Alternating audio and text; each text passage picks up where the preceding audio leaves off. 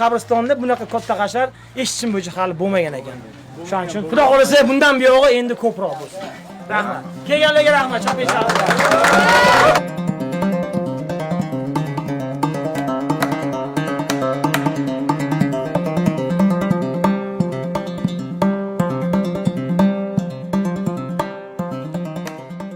Deyarli 80% qabr ustida mana bunaqa rishotkalar bor. Shuning uchun bu rishotkani birinchi olyapmiz. Mana bolalar bilan kimdir buni olib beryapti. Mana bu tomonga chiqaramiz. Bu tomonga. Ochtiramiz. Bu yoqda iloji yo'q. Mashinka tozalayapti. Va tozalab bo'lganimizdan keyin yana qaytib qo'yamiz. Muhimi boshqa qabr rishotkasini boshqa qabrga qo'yib ketmaslik. Xullas kelam. Ish jadal davom etyapti.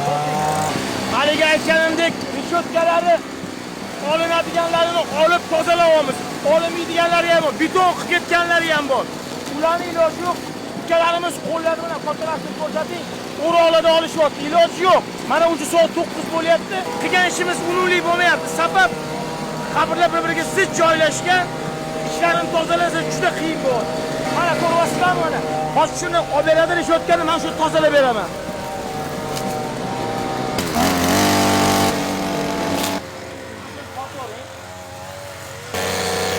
Hurmatli do'stlar, bugun hasharchilarimiz albatta juda faol.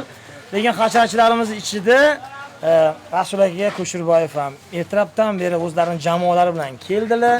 To'yga kiyadigan kiyimlarni keyin yuvib, chiroyli qilib berdilar. To'yga borasiz, lekin Rasul aka shunday hashar bo'lib turganda, shunday qabristonni obod qiladigan savobli joyda vatanimizning mana bunaqa qabristonlari go'zal bo'lishi uchun bu kiyimni men bugun hasharga kiyib boraman deb keldilar. Ertalabdan beri meni qo'limni o'rog'im ham olib qo'ydilar. Apparatimni ham olib qo'ydilar. Xullas kalom, mana shunaqa razboyniklik qilib yuribdilar shu yerda. Endi hashar biz uchun har doim to'yda endi aka. Shunisi yaxshi-da. Shu.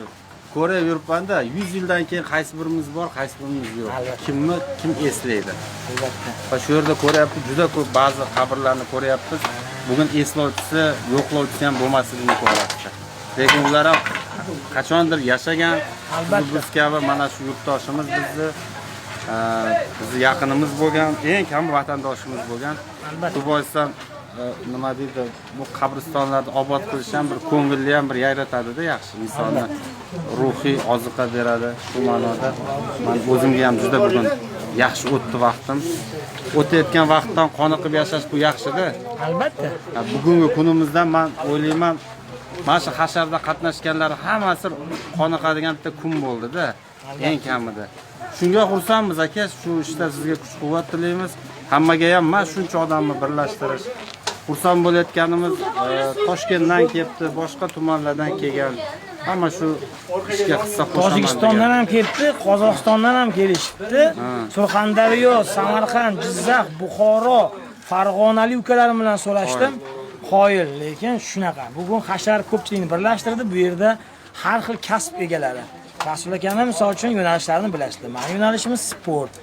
Mana bu ukalarimizni savdogari bor, zodagoni bor, boshqasi bor. Lekin Rasul aka zalga chiqqanlari bugun bilinib qoldi, chunki 20 yoshli yigitdek to'xtamasdan ishlayotdilar. Bilmadim shu kimdandir qasdini olgandek, apparatni mana shu kallasini olgandek mana shu ismlarini aytib olyaptilar, bilmayman. Kestimda bugun kesdim. Mana shu kallalarini shu ishoningizlar, bitta ilon chiqib qo'y, ilonni ham kallasini uzdiradi. Ish qilib hayotda uzmay aka ilonni kallasini. Borlariga shukr. Padishkashga keldik tozalab, 12 yosh. Hammamiz qarindoshimiz yotibdi. Hozir 1 soatlarda bo'lamiz. Ko'pchilik kelishdi mana hasharga. Hammadan Alloh rozi bo'lsin. Hammaga rahmat, baraka topishsa, Alloh ajrini bersin. Asisiyda akamiz katta bir savob boshlab qo'ygan ekanlar. Shu Instagramda ko'rib, Ishlab Xudo xohlasa savoblar olib rahmat, Alloh rozi bo'lsin. Hammaga kelganlarga rahmat.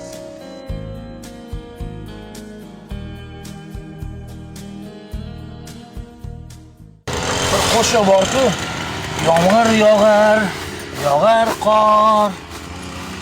Qor tagida qabr bor. Shu qabrning ichida men sho'rlikni otam bor. Hurmatli do'stlar, otasi, onasi tiriklar, hayotlar. Bu gaplarni hamma kinolarda, qo'shiqlarda, kliplarda eshitgansizlar.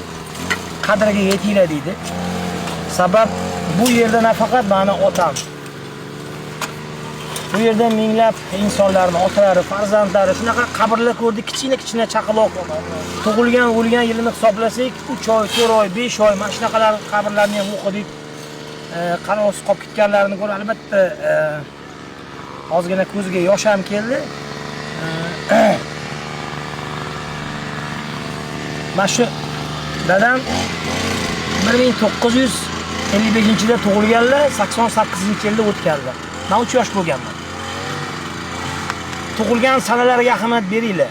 10-oy oktyabr, 7-oktyabrda tug'ilganlar. Ama 7-oktyabrda dadamning tug'ilgan kuniga tug'ilganman. Shuning uchun hurmatli do'stlar, ota-onasi tiriklar qadriga yetinglar. Bu gaplarni juda ko'p eshitgansizlar. Mendan ham bir marta eshitsanglar yomon bo'lmaydi. Qabrlarni obod qilinglar. Mana shu bu dunyodagi bori budunni berishga tayyor edim. Shu otam bilan bir piyola choy ustida suhbatlashib o'tirsam. Erkek bo'lib tug'ilish boshqa. Pasportda erkek bo'lib yozib qo'ygan boshqa. Erkek bo'lib yashash boshqa.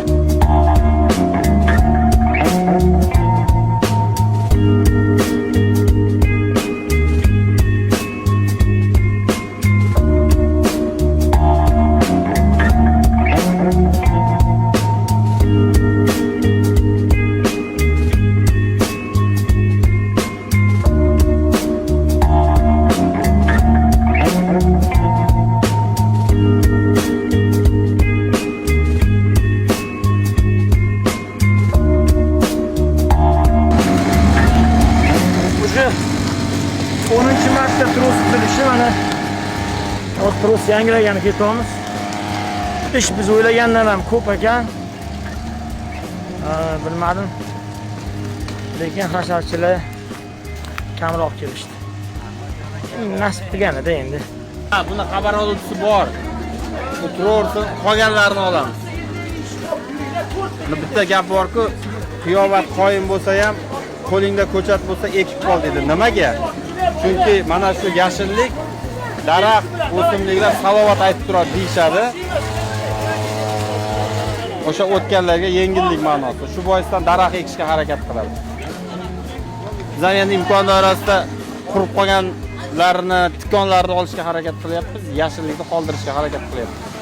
Yerzilsa yerdan tavoning, kibrlanib ketsa zaboning, alhamdini unutgan oning, qabristonga bir bor borib ko'r. Umidimiz katta sizdan Botir aka. Yo'q, xudo xolisa.